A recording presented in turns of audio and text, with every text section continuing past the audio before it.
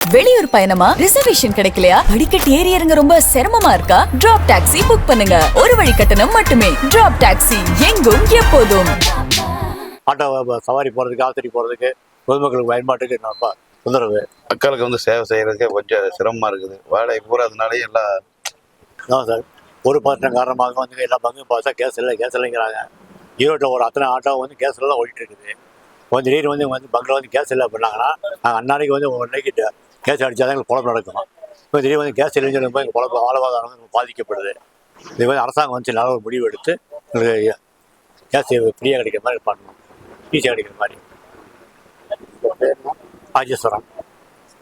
இல்லை, என்னென்ன மாதிரியான பாதிப்பு நிறைய, வாழ்வாதாரம் நிறைய பாதிக்கும்.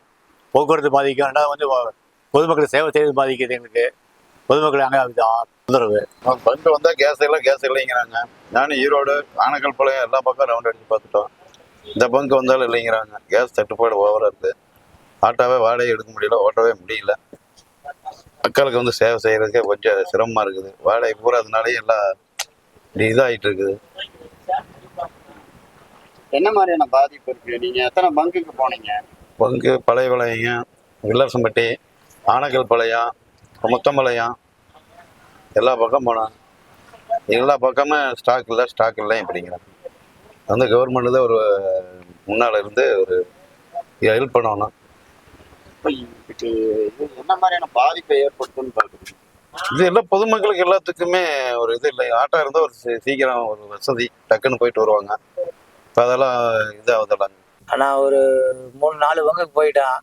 போகிற இடத்துல எல்லாம் பங்கில் இந்த போர் இதனால கேஸ் ஸ்டாக்லன்னு சொல்லிட்டு இருக்காங்கண்ணா. அதனால 2-3 இடத்துல போய் பார்த்துட்டு நிற்கிறாங்க. இந்த பங்குக்கு இவங்க என்ன சொன்னாங்க? இவங்களும் அதே தான் சொல்லியிருக்காங்க. ஏற்கனவே போட்டு வச்சிருக்காங்க. ஸ்டாக் இல்லை, இந்த மாதிரி போர் காரணமாக சரக்கு வரல அப்படிங்கிறாங்க. உங்களுக்கு என்ன மாதிரியான பாதிப்பு இருக்கு? நம்மளுக்கு என்ன இந்த மாதிரி எதாவது இருந்ததுன்னா அடிச்சு ஓட்டலாங்க. இல்லைன்னா அப்புறம் சும்மா தான் நின்றுட்டு இருக்கணும். வேற வழி என்ன பண்ணுறாங்க? அது இப்போ போன வாரத்தில் விலை ஏற்றிருக்காங்க. மறுபடியும் இப்போ என்ன விலை ஏறுங்கிறாங்க. விலை ஏறினா மக்கள்கிட்ட நாம் சேர்த்து கேட்டாலும் வாடகை தர மாட்டாங்க. அப்புறம் நம்ம பார்த்து தான் கட்டுப்படியான ஹோட்டலில் நிறுத்திக்க வேண்டியது.